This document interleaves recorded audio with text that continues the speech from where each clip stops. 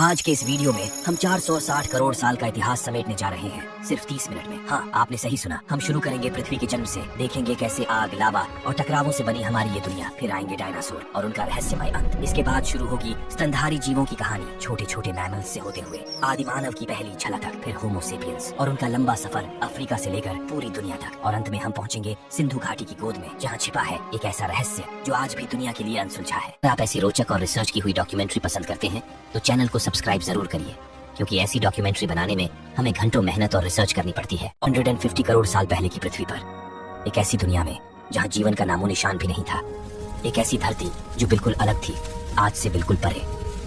तब पृथ्वी एक उबलते हुए आग के गोले जैसी थी। हर तरफ ज्वालामुखियों के विस्फोट होते रहते थे, लावा की नदियां बहती थी और आकाश धुएं और राख से घिरा रहता था। बारिश नहीं होती थी, न समुद्र थे, न पेड़, न जानवर, सिर्फ आग, धुआं और तूफान। धीरे धीरे लाखों वर्षों तक बारिश ने इस उबलती धरती को ठंडा करना शुरू किया। बारिशें इतनी लंबी चली कि विशाल महासागर बन गए, लेकिन तब भी वायुमंडल सांस लेने लायक नहीं था। हवा में भरपूर कार्बन डाइऑक्साइड, मीथेन और जहरीली गैसें थी। ऑक्सीजन ना के बराबर थी। इन्हीं महासागरों में एक चमत्कार हुआ, जीवन के बीज ने जन्म लिया।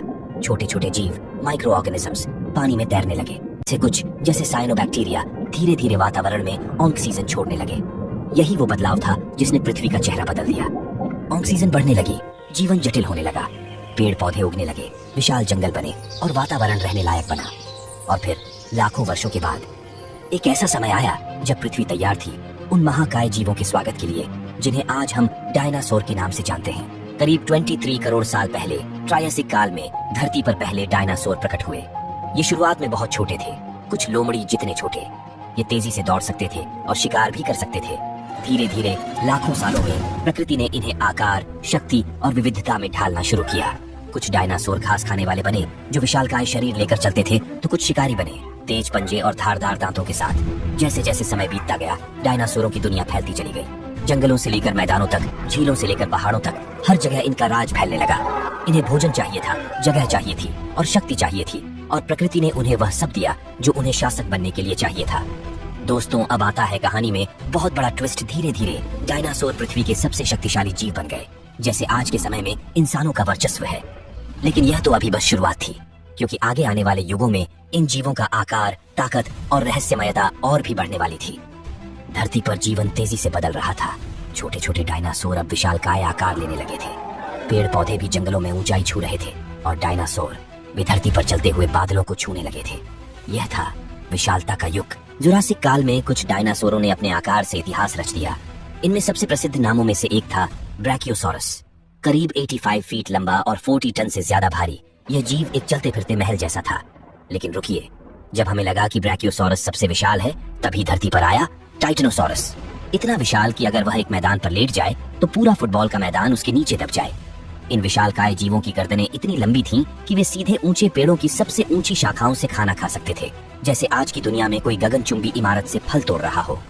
इनका विशाल आकार कोई इत्तेफाक नहीं था, यह था सुरक्षा की एक रणनीति। शिकारियों से बचने के लिए, भोजन के लिए, ऊंचे पेड़ों तक पहुंचने के लिए और धरती पर अपनी बादशाहत कायम रखने के लिए। कल्पना कीजिए, एक शांत जंगल जहां दूर से टाइटेनोसॉर के कदमों की गूंज सुनाई देती थी, जैसे धरती खुद सांस ले रही हो। उनकी एक चाल से पेड़ हिल जाते थे और धरती पर धूल के बादल उठ जाते थे। यह युग था पृथ्वी के सबसे शक्तिशाली और सबसे विशाल जीवों का स्वर्णिम काल। लेकिन हर स्वर्णिम युग की तरह इस युग का भी अंत होना तय था। करीब 6.6 करोड़ साल पहले यूनिवर्स के सन्नाटे को चीरता हुआ एक महाविनाशक अतिथि धरती की ओर बढ़ रहा था। एक विशाल एस्टेरॉयड। वो उल्कापिंड आकार में लगभग 10 से 15 किलोमीटर चौड़ा था, लेकिन उसकी रफ्तार लगभग 70,000 किलोमीटर प्रति घंटा। इतनी तेज कि अगर आप आसमान में उसे आते हुए देखते तो कुछ ही सेकंड में सब कुछ खत्म हो जाता। और फिर एक तेज चमक, एक भीषण धमाका। मेक्सिको के युकाटन प्रायद्वीप में वह पृथ्वी से टकराया।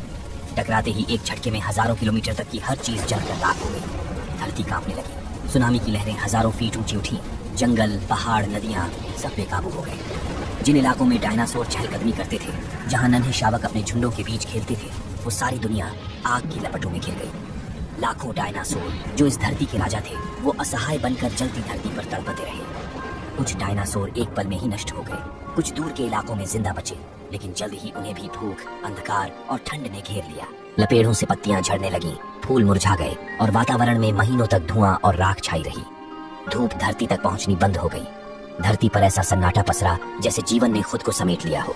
ये था क्रिटेशियस पैलियोगेन विलुप्ति, इतिहास का सबसे भयानक मास एक्सटिंक्शन। कई वैज्ञानिक मानते हैं कि उस दिन पृथ्वी ने जीवन का सबसे दर्दनाक अध्याय लिखा था। वो डायनासोर जो लाखों वर्षों तक धरती पर राज करते रहे, आखिरकार ब्रह्मांड से आए एक छोटे से पत्थर के आगे हार गए। तो दोस्तों, डायनासोर का यह महाकाव्य अंत यही नहीं रुकता, क्योंकि अब इस कहानी में आता है एक बड़ा सा ट्विस्ट। लेकिन जब अंधेरा छटा तब धरती फिर से सांस लेने लगी।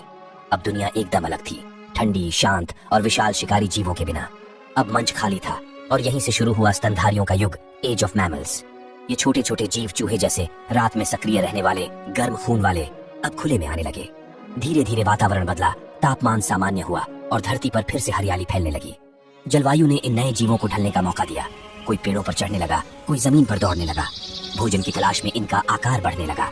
इसी दौर में अफ्रीका के गहरे जंगलों में प्रकट हुए प्राइमेट्स, जो आगे चलकर बंदर, गोरिल्ला और इंसानों के पूर्वज बने। अब से करीब 2.5 करोड़ साल पहले अफ्रीका में मानसून बदलने लगा, पहाड़ उभरने लगे और वातावरण में ठंडक आई। घने जंगल सिमटने लगे और खुला मैदान फैलने लगा। इस नए मौसम ने कुछ प्राइमेट्स को मैदान में उतरने को मजबूर किया।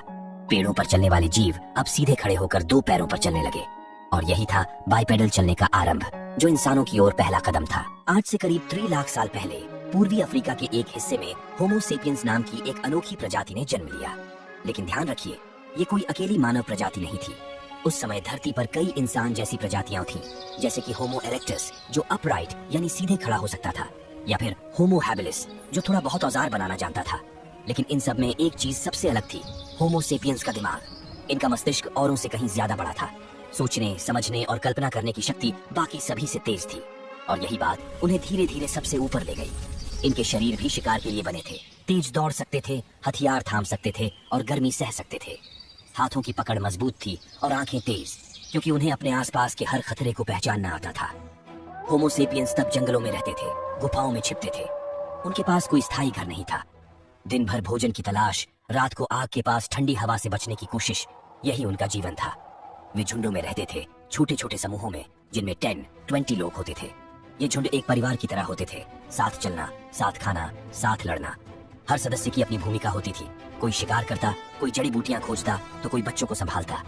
और अब सोचिए, ना कोई भाषा थी, ना कोई नियम, ना कोई भगवान, ना ही कोई राजा। बस भूख, डर और जीने की जिद। पर इसी जिद ने उन्हें बदल डाला। उन्होंने अपने हाथों से पत्थर तराशे, लकड़ियों से भाले बनाए और जानवरों को गिराने के तरीके सीखे।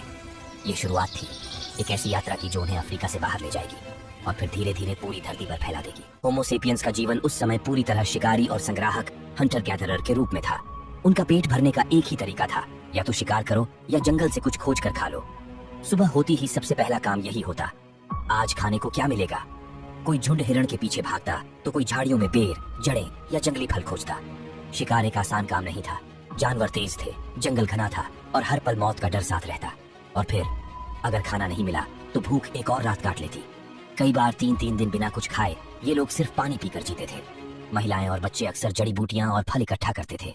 वहीं पुरुष भाले, पत्थर और फंदों की मदद से शिकार करते थे। लेकिन ये काम अकेले नहीं होता था, हर चीज मिलजुल कर होती थी, क्योंकि ये लोग जानते थे अकेला आदमी जंगल में ज्यादा दिन नहीं टिक सकता। इनके लिए खाना सिर्फ एक जरूरत नहीं, बल्कि जीवन और मृत्यु के बीच की लकीर थी। और इसी दौर में इंसान ने सीखा देखना, सुनना, समझना, कब जानवर कहाँ आता है, किस पौधे को नहीं खाना चाहिए, कौन सी गुफा सुरक्षित है और कहाँ बिच्छू छिपे हैं। ये जीवन तेज, खतरनाक और अस्थिर था, लेकिन इसमें एक गहराई भी थी। जब रात होती तो ये सब आग के पास बैठते, कोई खाना पकाता, कोई बच्चों को कहानियां सुनाता, कोई आसमान देखकर मौसम का अंदाजा लगाता। धीरे धीरे ये शिकारी सिर्फ जानवरों का ही शिकार नहीं कर रहे थे, बल्कि ज्ञान का, अनुभव का और जीवन को समझने का शिकार भी कर रहे थे। यही वो दौर था जहाँ होमो सेपियंस ने पहली बार दुनिया को महसूस करना शुरू किया। जंगल अब सिर्फ डर नहीं था, वो उनका स्कूल भी था। हर पेड़, हर जानवर, हर पत्थर कुछ ना कुछ सिखाता था उन्हें, और यही सीख आगे चलकर उन्हें जंगलों से बाहर लाएगी और बना देगी इतिहास का सबसे बुद्धिमान शिकारी इंसान। करीब 70,000 साल पहले हमारे पूर्वजों के दिमाग में एक क्रांति हुई। वैज्ञानिक इसे कहते हैं कॉग्निटिव रेवोल्यूशन, यानी सोचने की ताकत का विस्फोट। अब इंसान सिर्फ सामने दिख रही चीजों को नहीं समझता था, बल्कि जो नहीं दिखता उसकी भी कल्पना कर सकता था। वो भविष्य के बारे में सोच सकता था, यादें बना सकता था, और सबसे जरूरी, वो दूसरों को अपनी बातें समझा सकता था। भाषा का जन्म यहीं से हुआ। सोचिए, जब एक इंसान जंगल में शेर देखता था, तो अब वो दूसरों को सिर्फ इशारों से नहीं, बल्कि साफ शब्दों में बता सकता था। वहाँ झाड़ी के पीछे एक शेर है, अभी अभी गया है, अकेले मत जाना। ये भाषा सिर्फ चीजों को बताने के लिए नहीं थी, बल्कि भावनाओं को बांटने के लिए थी। डर, प्यार, गुस्सा, सपना अब सब शब्दों में ढलने लगा। फिर इंसान ने सिर्फ जानकारियां ही नहीं, कहानियां भी गढ़नी शुरू की। चांद पर कोई आत्मा रहती है, हमारे पूर्वज आग से बने थे, अगर हम पेड़ को काटेंगे तो बारिश बंद हो जाएगी। ये सब झूठ नहीं थे, ये कल्पनाएं थी, और कल्पना ही वो ताकत थी जिससे इंसान ने समाज बनाए, नियम बनाए और आखिरकार सभ्यता की नींव रखी। दूसरे जानवर कभी 50-60 से ज्यादा का झुंड नहीं बना सके, क्योंकि आपस में भरोसा नहीं था। पर होमो सेपियंस ने हजारों लोगों को एक कहानी से जोड़ दिया। जैसे आज हम सब एक झंडे के नीचे खड़े हो सकते हैं या एक भगवान में विश्वास कर सकते हैं, तो उसकी शुरुआत इसी कॉग्निटिव रेवोल्यूशन से हुई थी। इस दौर में पहली बार कला और प्रतीक भी सामने आए। गुफाओं की दीवारों पर चित्र बनने लगे, जानवरों के, शिकार के, रहस्यमय आकृतियों के। शायद ये धार्मिक विश्वास थे, शायद डर या सपनों की झलक, पर ये एक साफ संकेत था। अब इंसान सिर्फ जीवित नहीं रह रहा था, वो सोच रहा था, समझ रहा था, यादें बना रहा था। और जब इंसान ने भाषा के जरिए दूसरे इंसानों को साथ लाना सीख लिया, तब इतिहास का पहिया तेजी से घूमना शुरू हो गया। ये बदलाव छोटा नहीं था भाई। यही से इंसान ने जानवरों की दुनिया को पीछे छोड़ दिया और एक ऐसे सफर पर निकल पड़ा जहां वो राजा बनेगा, भगवान बनाएगा और यहाँ तक कि पृथ्वी का भाग्य तय करेगा। जब इंसान ने जमीन पर कदम रखा, वो धरती नहीं, उसका भविष्य था। करीब 60,000 साल पहले होमो सेपियंस ने पूर्वी अफ्रीका को छोड़ना शुरू किया। क्यों? शायद मौसम बदल रहा था, शायद शिकार कम पड़ रहे थे, या शायद इंसान के अंदर एक सवाल जाग गया था, और क्या है इस दुनिया में? वो पहले मध्य पूर्व पहुंचे, फिर धीरे धीरे एशिया, यूरोप और ऑस्ट्रेलिया तक। लेकिन भाई, ये सफर कोई खाली मैदान नहीं था।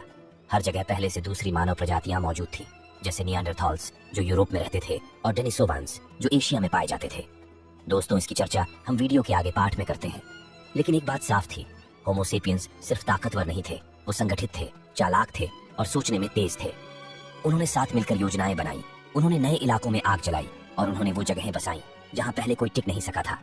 जैसे जैसे ये लोग फैले, उन्होंने नदियां पार की, पहाड़ लांघे और रेगिस्तान पार किए। 50,000 साल पहले ऑस्ट्रेलिया, 40,000 साल पहले यूरोप और 15,000 साल पहले अमेरिका तक पहुंच गए थे। एक मामूली सा जीव जो कभी अफ्रीका के जंगलों में छिपकर रहता था, अब पूरी धरती का मालिक बन चुका था। और भाई, यही वो दौर था जहां होमो सेपियंस ने सिर्फ जीना नहीं, बल्कि जगहें बसाना, संस्कृति बनाना और यात्राएं शुरू करना सीख लिया। लेकिन इस जीत की एक भारी कीमत भी थी। जैसे जैसे इंसान फैला, मेमत, विशाल पक्षी और सैकड़ों जानवर विलुप्त होते चले गए। हर जगह इंसान गया, वहां कुछ न कुछ खत्म हुआ। क्या ये विकास था या विनाश? ये सवाल आज भी इतिहास के पन्नों में गूंज रहा है। अब होमो सेपियंस सिर्फ एक जगह का प्राणी नहीं रहा, वो अफ्रीका से निकलकर दुनिया के कोने कोने में पहुंच चुका था। लेकिन सवाल ये था, क्या वो अलग अलग जगहों की खतरनाक परिस्थितियों को झेल पाएगा? और जवाब था हाँ, और ऐसा किसी भी जीव ने पहले नहीं किया था। जब इंसान यूरोप पहुंचा तो वहां उसकी मुलाकात हुई बर्फीली हवाओं से, -20 डिग्री सेल्सियस की ठंड से और महीनों की लंबी रातों से। जहां एक और जानवर सर्दियों में मर जाते थे, वहीं इंसान ने जानवरों की खाल पहननी शुरू की, फर के कपड़े बनाए, आग को पास रखा और गुफाओं में खुद को ढाल लिया। उसने सीखा कि सिर्फ ताकत से नहीं, बल्कि समझदारी और लचीलापन से ही जिंदा रहा जा सकता है।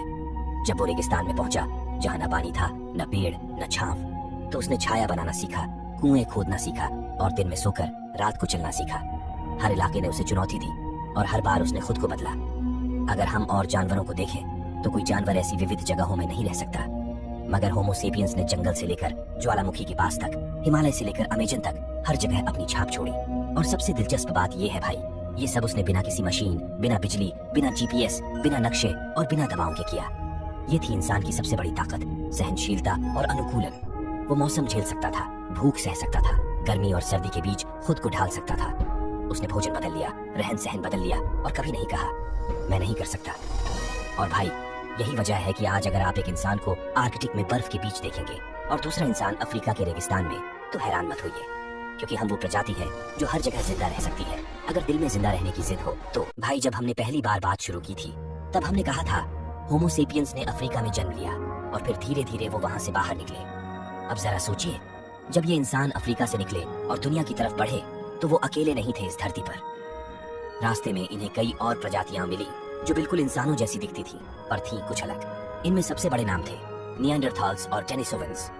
हमने पहले जिक्र किया था कि ये होमो सेपियंस से पहले यूरोप और एशिया में रह रहे थे। अब तक सब यही सोचते थे कि इनसे होमो सेपियंस का सीधा टकराव हुआ और शायद होमो सेपियंस ने उन्हें मिटा दिया। लेकिन भाई, अब जो नया रिसर्च आया है वो सचमुच दिमाग हिला देने वाला है। 2000 साल के बाद जब वैज्ञानिकों ने इन पुरानी प्रजातियों की हड्डियां और दांत उठाए और उनमें से डीएनए निकाला, तो उन्हें पता चला कि ये कहानी सिर्फ टकराव की नहीं थी, बल्कि ये कहानी थी मेल मिलाप की, रिश्तों की और खून के गहरे संबंधों की। डीएनए टेस्ट से सामने आया कि आज के इंसान यानी आप और हम, हमारे शरीर में भी निएंडरथॉल और डेनिसोवन का अंश मौजूद है। हाँ भाई, हम पूरी तरह शुद्ध होमोसेपियंस नहीं है। यूरोप और एशिया में रहने वाले लोगों के शरीर में 1 से 4% निएंडरथॉल डीएनए है। कुछ दक्षिण एशियाई और ऑस्ट्रेलिया के आदिवासी समुदायों में डेनिसोवन डीएनए के निशान भी मिले हैं। अब एक बड़ा सवाल, जब हम उनमें मिले, उनके साथ जिए, तो फिर वो गायब कैसे हो गए? कुछ कहते हैं होमोसेपियंस ने ज्यादा संगठित होकर उन्हें हरा दिया। कुछ कहते हैं कि हमारी आबादी ज्यादा थी, और कुछ वैज्ञानिक मानते हैं कि हमने उन्हें धीरे धीरे खुद में मिला लिया, यानी वो मिटे नहीं, हमने समा गए। दोस्तों, अभी तक आपने देखा कि कैसे होमोसेपियंस अफ्रीका से निकलकर एशिया और यूरोप तक पहुंच चुका था। उसने जंगलों, नदियों और मैदानों को अपना घर बना लिया था। लेकिन अब कहानी में आने वाला था एक बहुत बड़ा ट्विस्ट, एक ऐसा मोड़ जिसने इंसान की सहनशीलता और अनुकूलन की सारी सीमाएं तोड़ दी। आज से लगभग 20,000 साल पहले पृथ्वी ने एक भयावह रूप ले लिया था। तापमान तेजी से गिरा, समंदरों का पानी बर्फ में बदलने लगा और पूरी धरती पर एक सफेद चादर फैलती चली गई। इसे हम कहते हैं अंतिम हिमयुग, लास्ट ग्लेशियल मैक्सिमम। लेकिन ऐसा अचानक नहीं हुआ। पृथ्वी की कक्षा में बदलाव, सूर्य की ऊर्जा में कमी और ज्वालामुखीय धूल से बनी बादल की परतों ने सूरज की गर्मी को पृथ्वी तक पहुंचने से रोक दिया था। धीरे धीरे तापमान इतना गिर गया कि यूरोप, एशिया और उत्तरी अमेरिका के बड़े हिस्से बर्फ की मोटी परतों से ढक गए। इस समय समुद्र का स्तर करीब 120 मीटर तक नीचे चला गया। कई जगह आज जो जमीन समुद्र के नीचे है, तब वो इंसान के चलने लायक थी। अब जरा सोचिए, ऐसे माहौल में इंसान कैसे जिंदा रहा होगा? उस समय मानव थे, मगर छोटे समूहों में, न कोई शहर, न कोई खेती, न कोई विज्ञान, बस जिंदा रहने की एक जिद थी। इंसान गुफाओं में छिपकर रहता था, जानवरों का शिकार करता, जड़ें और फल खोजता और अगली सुबह देखने की उम्मीद में हर दिन जंग लड़ता था। लेकिन इसी संघर्ष के बीच उसने सहनशीलता सीखी, पर्यावरण को पढ़ना सीखा और धीरे धीरे बदलाव के बीज बो दिए, जो एक दिन सभ्यता में खिलने वाले थे। हजारों साल की बर्फीली कैद के बाद धरती ने करवट ली। लगभग 11,000 साल पहले सूरज की गर्मी थोड़ी तेज होने लगी। धरती की कक्षा में हुए छोटे छोटे बदलावों ने हवा के बहाव और बादलों की दिशा को बदल दिया, और धीरे धीरे वो बर्फ जो सदियों से जमकर बैठी थी, पिघलने लगी। पहाड़ों की चोटियां जो पहले सफेद चादर में ढकी थीं, अब उनके नीचे की मिट्टी दिखने लगी। ग्लेशियरों से पानी बहकर नीचे आया और बना नदियां, झीलें और जीवन के नए रास्ते। इंसान जो कभी बर्फ के बीच शिकार के पीछे दौड़ता था, अब पहली बार एक सवाल सोचने लगा, क्या मैं ठहर सकता हूँ? क्योंकि अब उसके सामने थी हरियाली, पानी और मौसम जो पहले जैसा क्रूर नहीं था। जानवर भी अब तय इलाकों में घूमते थे, पेड़ पौधे भी मौसम के साथ नियमित फल देने लगे, और यहीं से एक क्रांति ने जन्म लिया, जिसका नाम तब किसी को नहीं पता था, लेकिन आज हम उसे कहते हैं सभ्यता की नींव। अब इंसान ने महसूस किया कि बर्फ की तरह बहने की जरूरत नहीं। वो अब एक जगह टिक सकता है, घर बना सकता है, बीज बो सकता है, जानवर पाल सकता है और भविष्य की योजना बना सकता है। जो इंसान कल तक सिर्फ जिंदा रहने की सोचता था, अब सपने देखने लगा था। और भाई, यही सपने आने वाली कृषि क्रांति की जमीन तैयार कर रहे थे। जब इंसान ने महसूस किया कि मौसम अब स्थिर हो रहा है, नदियां लगातार बह रही हैं और पेड़ों में हर साल फल आ रहे हैं, तो उसके भीतर एक नया विचार जन्मा, क्या मैं खुद भोजन उगा सकता हूँ? यह विचार जितना छोटा लग सकता है, उतना ही क्रांतिकारी था। यही वो समय था जब इंसान ने बीज को मिट्टी में दबाया और पहली बार इंतजार किया। वो दिन जब धरती से अन्न का पहला पौधा निकला, वो इंसानी इतिहास का सबसे बड़ा मोड़ था, क्योंकि यहीं से शुरू हुआ नवपाषाण युग, यानी नई पाषाण युग, जहाँ पत्थर के औजार तो अभी भी थे, लेकिन सोच अब पहले से अलग थी। अब इंसान घूमने वाला शिकारी नहीं रहा, वो अब किसान बन चुका था। फसलों की शुरुआत गेहूं और जौ से हुई। धीरे धीरे दालें, बाजरा और चावल भी उगाए जाने लगे, और सिर्फ फसलें ही नहीं, अब वो जानवरों को भी साथ रखने लगा। भेड़ें, बकरियां, गायें, कुत्ते। कभी जिन जानवरों का पीछा करता था, अब उन्हें पालना सीख गया था। इससे हुआ ये कि दूध, मांस और मेहनत के लिए इंसान को एक भरोसेमंद साथी मिल गया। अब भोजन जमा होने लगा, भूख का डर थोड़ा कम हुआ, और इंसान ने पहली बार वक्त महसूस किया, जिस वक्त में वो बच्चों को सिखा सकता था, बर्तन बना सकता था, रहने के लिए स्थायी घर बना सकता था। नवपाषाण क्रांति ने न सिर्फ जीवन बदला, बल्कि सोच बदल दी। अब जंगलों की जगह गांव बनने लगे, झुंडों की जगह समुदाय बनने लगे, और इधर उधर भागने की जगह इंसान ने पहली बार एक शब्द समझा, घर। जब खेतों में अन्न उगने लगा, घरों में जानवर पाले जाने लगे और बस्तियां स्थायी होने लगी, तो इंसान को पहली बार वक्त बचने लगा। अब सारा समय सिर्फ पेट भरने में नहीं जाता था। कुछ लोग खेती करते, कुछ लोग शिकार लाते, लेकिन कुछ लोग सोचने लगे कुछ नया बनाने के बारे में। यहीं से शुरू हुआ कारीगरी का युग। किसी ने मिट्टी को गीला करके उसमें बर्तन बनाए, किसी ने लकड़ी को तराश कर हथियार, तो किसी ने पत्थरों को चमकाकर गहनों में बदल दिया। लेकिन तभी एक दिन किसी आग में एक चट्टान पिघली और उसमें से एक नई चीज निकली, तांबा। ये धातु नरम थी, आकार दी जा सकती थी और सबसे खास पत्थर से मजबूत थी। इंसान ने पहली बार धातु से औजार बनाए, तांबे की कुल्हाड़ी, भाला, चाकू, और धीरे धीरे पत्थर का युग पीछे छूटने लगा। इसी समय इंसान ने कपड़े बुनना भी सीखा, सूती धागों से, हाथ से। उसने अपनी संस्कृति को पहनावे में भी ढालना शुरू कर दिया। अब बस्तियां सिर्फ झोपड़ियां नहीं रही, वो बनी सभ्यताओं के बीच। लोगों में अब काम का बंटवारा होने लगा, कोई किसान, कोई कुम्हार, कोई लोहार, कोई व्यापारी, और ये सब कुछ मिलकर एक नए युग की ओर ले जा रहा था। एक ऐसा युग जहां नदी किनारे सिर्फ खेत नहीं, सभ्यताएं उगने वाली थी। जैसे जैसे इंसान तांबे और खेती के युग में आगे बढ़ा, उसे एक और गहरा अनुभव हुआ कि पानी ही जीवन है। वो जान चुका था कि जहां नदियां हैं, वहीं जमीन उपजाऊ है, वहीं फसलें लहलहाएंगी और वहीं जीवन बसाया जा सकता है। इसी सोच के साथ मानव ने अपनी पहली महान बस्तियां बसाई और यहीं से जन्म हुआ प्राचीन नदी घाटी सभ्यताओं का। पहला, मेसोपोटामिया, 2 नदियों के बीच की जमीन आज के इराक में टिग्रिस और यूफ्रेटिस नदियों के बीच एक भूमि फैली थी, जिसे यूनानी लोगों ने कहा मेसोप्लसपोटेमिया, यानी 2 नदियों के बीच की धरती। यहीं पर सबसे पहली नगर सभ्यताएं उभरी, ऊर, उरुक और बाबिलोन। यहाँ के लोग गारे की ईंटों से घर बनाते थे, ऊंचे मंदिर बनाते थे जिन्हें कहते थे जिगुरैट। यहाँ पहला लेखन विकसित हुआ, कीलाक्षर लिपि, क्यूनिफॉर्म, जिससे उन्होंने व्यापार के रिकॉर्ड, देवी देवताओं की कथाएं, यहाँ तक कि कानून भी लिखे। हम्मुराबी का विधान, दुनिया का पहला लिखित कानून, इसी धरती पर बना था। दूसरा, सिंधु घाटी सभ्यता, विकसित लेकिन मौन। दूसरी ओर, हजारों किलोमीटर दूर भारत और पाकिस्तान के पश्चिमी भागों में सिंधु नदी बहती थी और उसके किनारे बसी दुनिया की सबसे रहस्यमयी और योजनाबद्ध सभ्यता, सिंधु घाटी सभ्यता। यहाँ के लोग गजब के शिल्पकार और नगर योजनाकार थे। हड़प्पा और मोहनजोदड़ो जैसे शहरों में सीधे कटे हुए रास्ते, ईंटों से बने घर, घरों में कुएं और स्नान घर, यहाँ तक कि अंडरग्राउंड ड्रेनेज सिस्टम था, जो आज भी दुनिया को हैरान करता है। लेकिन हैरानी की बात यह भी है कि आज तक हमें यहाँ से कोई राजा, कोई युद्ध, कोई हथियारों का ढेर नहीं मिला। लगता है ये एक शांतिपूर्ण व्यापार और शिल्प की दुनिया थी, जो अपने समय से कहीं ज्यादा आगे थी। अब धीरे धीरे ये सभ्यताएं आपस में व्यापार करने लगी। सिंधु की मोहरें मेसोपोटामिया तक पहुंची और इंसान ने जाना कि दूर दूर तक यात्रा कर वो अपने विचार, वस्तुएं और संस्कृतियां फैला सकता है। सभ्यताओं का युग शुरू हो चुका था और मानव अब सिर्फ जिंदा रहने वाला प्राणी नहीं था, बल्कि इतिहास का निर्माता बन चुका था। जब छोटे छोटे गांव बड़े शहरों में बदलने लगे और लोगों के काम बंटने लगे, तो इंसान ने महसूस किया कि अब उसे जरूरत है किसी नेतृत्व की, किसी ऐसे व्यक्ति की जो बताए कि कौन खेत में काम करेगा, कौन व्यापार संभालेगा, कौन मंदिर बनाएगा और कौन रक्षा करेगा। यहीं से शुरू हुआ सामाजिक ढांचे का निर्माण। अब समाज सिर्फ हम सब बराबर नहीं रहा, बल्कि काम के आधार पर वर्ग बनने लगे। किसान जो अन्न उगाते थे, शिल्पकार जो औजार और बर्तन बनाते थे, व्यापारी जो दूर दराज तक वस्तुएं पहुंचाते थे, सैनिक जो सुरक्षा देते थे, और सबसे ऊपर राजा और पुरोहित जो नियम बनाते और ईश्वर से संवाद का दावा करते। राजा को अब सिर्फ ताकतवर नहीं, बल्कि ईश्वर का प्रतिनिधि माना जाने लगा। उसका सिंहासन केवल कुर्सी नहीं था, वो व्यवस्था का केंद्र था। मेसोपोटामिया में राजा खुद को ईश्वर का पुत्र बताता था। मिस्र में फिरौन को खुद ईश्वर ही मान लिया गया। सिंधु घाटी थोड़ी अलग थी, वहाँ कोई स्पष्ट राजा नहीं मिला, लेकिन वहाँ भी किसी ने तो वो योजनाबद्ध शहर बनवाए होंगे। और यही से शुरुआत हुई कानून, कर, प्रशासन, फौज, मंदिरों और महलों की। अब मनुष्य का समाज बस एक बस्ती नहीं रहा, बल्कि एक ऐसी संरचना बन गया जहां हर किसी का एक स्थान तय था और हर किसी के ऊपर राजा की छाया थी। लेकिन याद रखिए, राजा केवल तलवार से नहीं, बल्कि कहानियों और आस्थाओं से राज्य करता था। क्योंकि जब इंसान ने ईश्वर की कल्पना की, तो उसी के नाम पर सत्ता को स्वीकार भी किया। तो आज की वीडियो यहीं समाप्त होती है।